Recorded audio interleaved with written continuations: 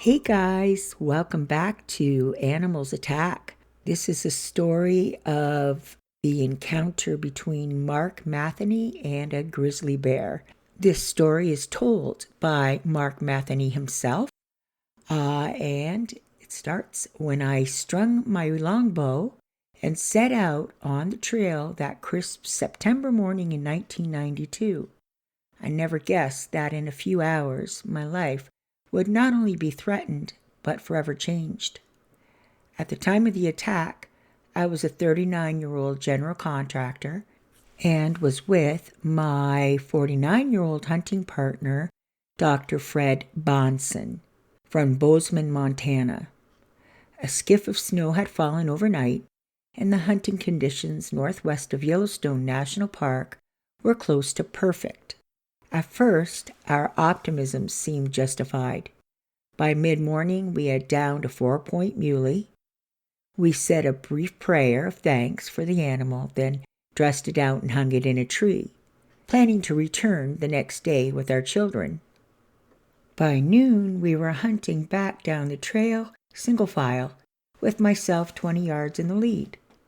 The early snow had melted and the woods were damp, making it easy to move along quietly. As I came over the hill and onto a bench of open timber, I saw movement in the trees off to my left. At first, it was hard to fathom. 2 brown shapes hurtling into the air 35 yards away. Then I realized that they were first-year grizzly cubs, the size of German shepherds. The cubs had been nursing as the mother lay on her back. At the sight of me, the sow jumped to her feet, tossing the young cubs into the air. Immediately the sow charged. Grunting harshly, head low, she closed the gap with unbelievable speed. I remember seeing those little black beady eyes and the anger like an aura around her.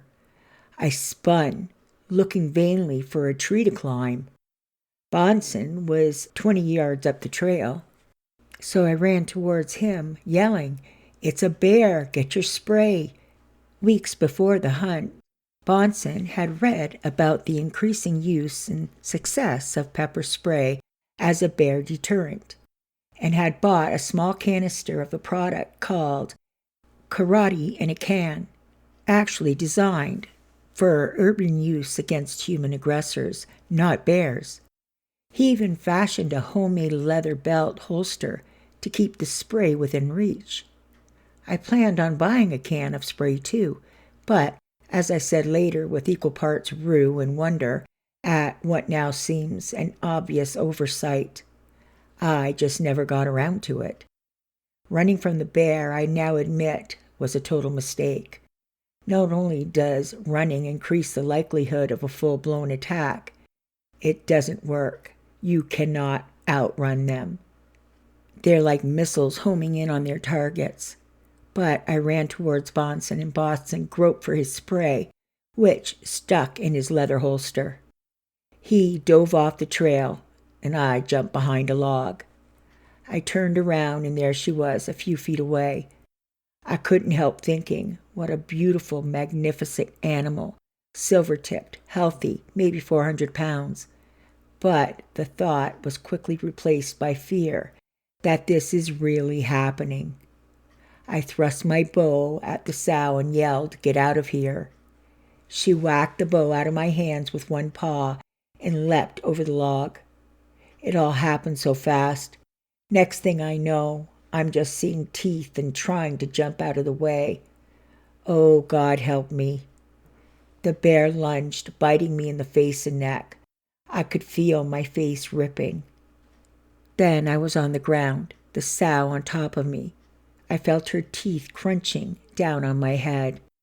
I screamed, "She's got my head. She's killing me." However, my cry only intensified the attack. Then I realized, I've got to play dead or I'm going to be dead.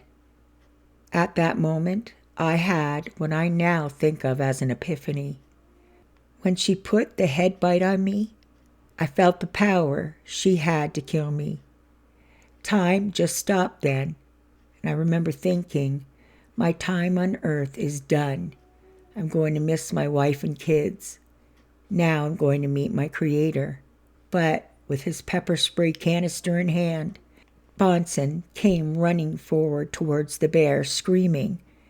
She dropped me and lunged at Bonson, who shot a split-second blast of spray into the bear's face just as she knocked him down. I saw Bonson fall, thinking, "This is horrible. Now she's going to get both of us." I started squirming away like a mouse as fast as I could. That got the bear off of Fred. She turned back to me, and I saw her coming, so I covered my head with my arms. Then, wham, she pounced on me like a cat on a mouse. I remember the weight of her, the incredible pressure against the ground. She started ripping at my arm, shaking it violently. I thought she was going to rip it off. I didn't feel any pain. It happened too fast.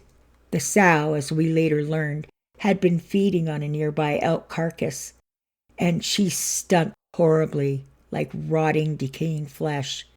She smelled like death.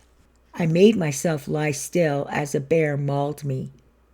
Then she left me and turned back to Bonson, who hit the charging bear approximately 10 feet away in the mouth and nose with that nearly full 4-ounce can of spray, emptying it.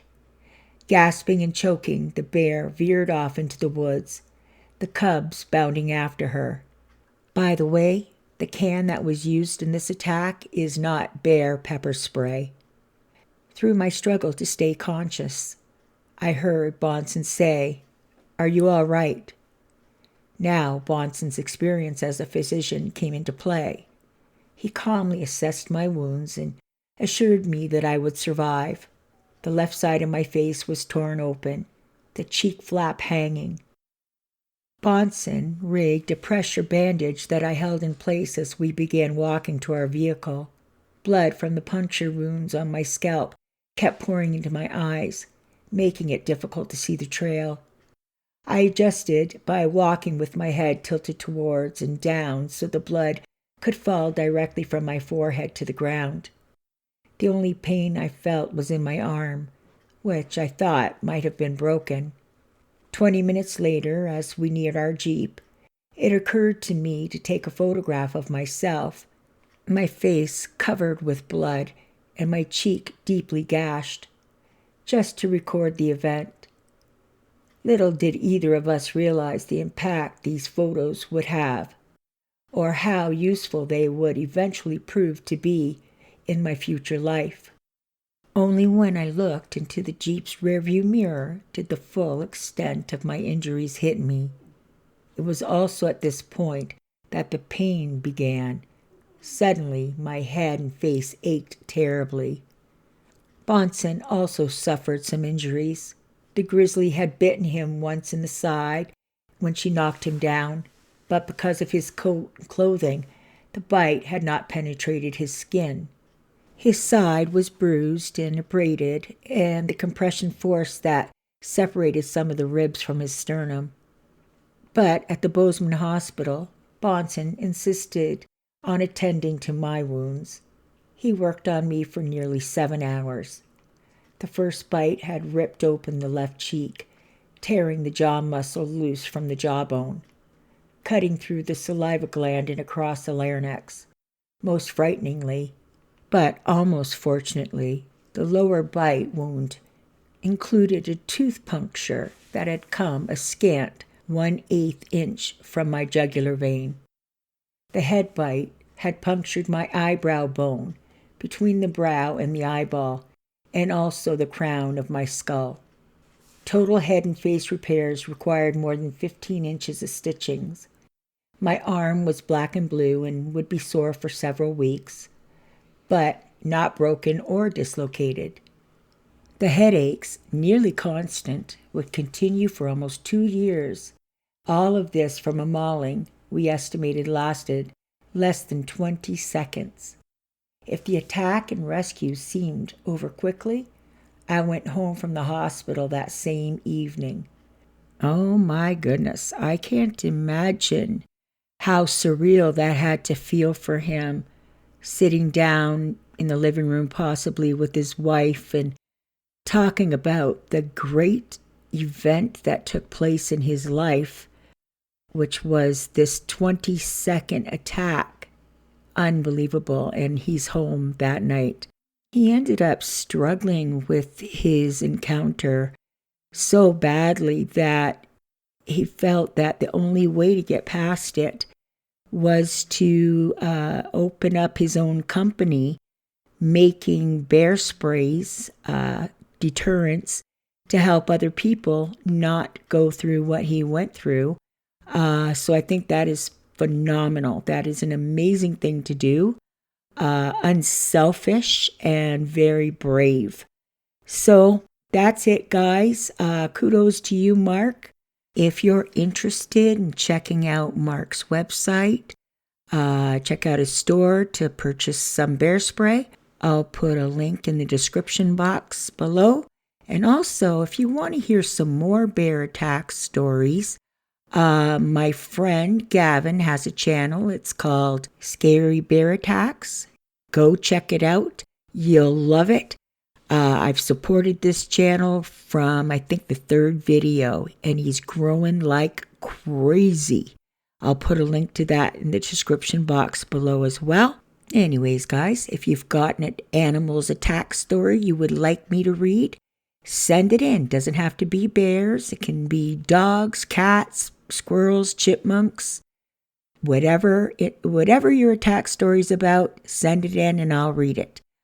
Also, if you like cryptids, Bigfoot, werewolves, you name it, I have another channel called Cryptids Canada, and I'll put that link in the description box below as well. Okay, guys, I've kept you long enough. Bye for now.